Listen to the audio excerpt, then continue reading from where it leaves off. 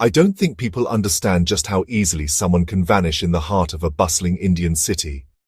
Kanpur, Uttar Pradesh, a city overflowing with dreams, but also haunted by shadows. Suresh Manji, a hard-working laborer, braved the relentless sun every day, determined to carve out a better life. Each rupee he earned was sent home to Bihar, fueling his family's hopes for a brighter future. But then, on a scorching afternoon, Suresh simply disappeared. He left for work and was never seen again. Days blurred into weeks, hope slipping away with every tick of the clock. His family, paralyzed by fear and uncertainty, searched desperately for any trace of their missing son. What they didn't know was that Suresh had been swallowed by a ruthless underworld, a machine that profits from human suffering. He was now just another victim of India's staggering 1.5 lakh crore begging mafia. Whispers of Suresh's disappearance echoed through Kanpur's tangled streets, a chilling warning of the darkness lurking beneath the city's vibrant surface. And when the truth finally surfaced, it would send shockwaves across the nation. Suresh's ordeal began with a glimmer of hope, a promise of better work and a chance to escape the clutches of poverty. A man named Vijay, a familiar face in Suresh's neighborhood, offered him a lifeline, a job in Delhi with a handsome salary. Blinded by the prospect of a better life, Suresh readily accepted. The journey to Delhi was a blur.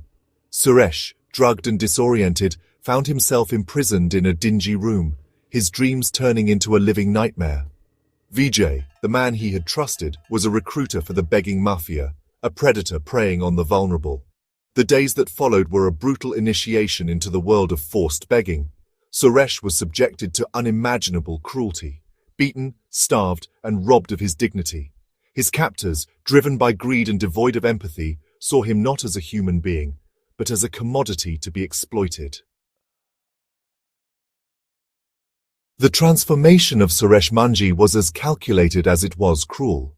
To elicit maximum sympathy and profit, his captors resorted to unimaginable brutality. Suresh's eyes, once filled with hope, were doused with a corrosive chemical, plunging him into a world of eternal darkness. His fingers, those calloused hands that once toiled tirelessly, were mutilated, a gruesome testament to the mafia's savagery.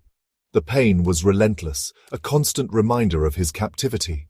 Suresh was branded with hot iron rods, his scarred body a testament to the inhumanity he endured. Each day, Suresh was dragged to crowded intersections and forced to beg, his pleas for mercy falling on deaf ears. His earnings, a pittance collected through pain and humiliation, were snatched away by his tormentors. Suresh had become a prisoner in his own body, a ghost haunting the streets of a city that had turned a blind eye to his suffering. Suresh's story, though horrifying, is not unique. It is but one thread in the intricate web woven by the beggar mafia, a ruthless syndicate operating with impunity across India. This criminal enterprise, estimated to be worth a staggering 1.5 lakh crore rupees, thrives on exploitation and despair. The mafia's tentacles extend far and wide, their network encompassing recruiters, transporters, handlers, and enforcers. They operate with ruthless efficiency, controlling territories, collecting earnings, and silencing anyone who dares to challenge their authority.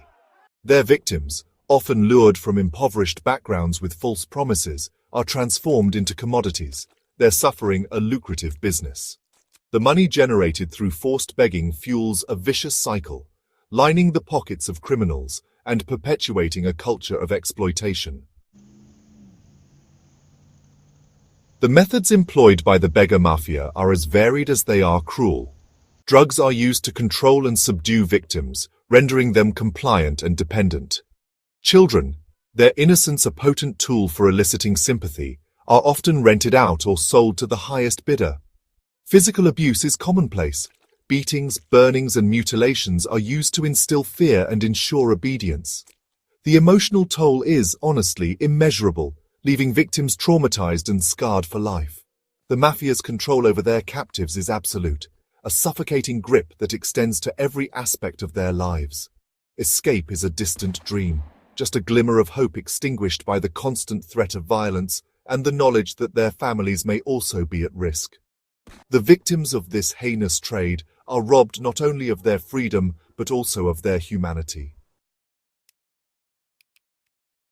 Bringing the perpetrators of this heinous crime to justice is a daunting task. The Mafia operates in the shadows, their network deeply entrenched and shrouded in secrecy.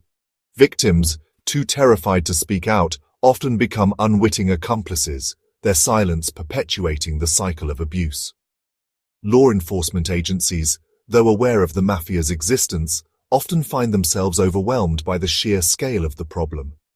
Lack of resources, corruption, and a lack of political will further hamper their efforts. Despite these challenges, there have been some victories. Police raids have led to the rescue of victims and the arrest of key figures within the Mafia. However, these successes are often short-lived, with new recruits quickly filling the void left by those apprehended. The ramifications of the begging mafia's activities extend far beyond the immediate suffering of its victims. It is a cancer that eats away at the fabric of society, eroding our collective conscience and undermining the rule of law. The presence of beggars on our streets, a constant reminder of poverty and exploitation, evokes a complex mix of emotions: pity, anger, helplessness. It creates an environment of fear and insecurity, impacting tourism and businesses. The emotional toll on the victims' families is immeasurable. The disappearance of a loved one, the uncertainty, and the guilt of not being able to protect them leave lasting scars. The fight for justice is often long and arduous, marked by bureaucratic hurdles and a sense of helplessness. While we may recoil in horror at the brutality inflicted upon victims of the begging mafia, we must acknowledge our own complicity in perpetuating this cycle of exploitation. Every coin dropped into a beggar's outstretched hand, every act of charity, however well-intentioned, contributes to the mafia's coffers. Our desire to help, to alleviate suffering, is often exploited by this ruthless syndicate. We must recognize that giving money directly to beggars does not address the root cause of the problem, but rather fuels the very system that enslaves them. We must channel our compassion responsibly, supporting organizations working to rehabilitate victims and dismantle the networks that profit from their misery. Only then can we break free from this vicious cycle and create a society where human dignity is valued above all else. The fight against the begging mafia is not just the responsibility of law enforcement agencies. It is a collective responsibility that demands our attention and action. We cannot afford to remain silent witnesses to this heinous crime against humanity. We must raise awareness about the issue, educating ourselves and others about the mafia's modus operandi and the devastating impact of their actions. We must demand accountability from our elected officials, urging them to allocate resources and strengthen law enforcement efforts. Support organizations working to rescue and rehabilitate victims of human trafficking. Volunteer your time, donate funds, and use your voice to amplify their message. Every action, however small, contributes to the fight for a just and equitable society. Remember, silence is not an option. Let us join hands to break the chains of exploitation and create a world where every human being is free to live with dignity and hope.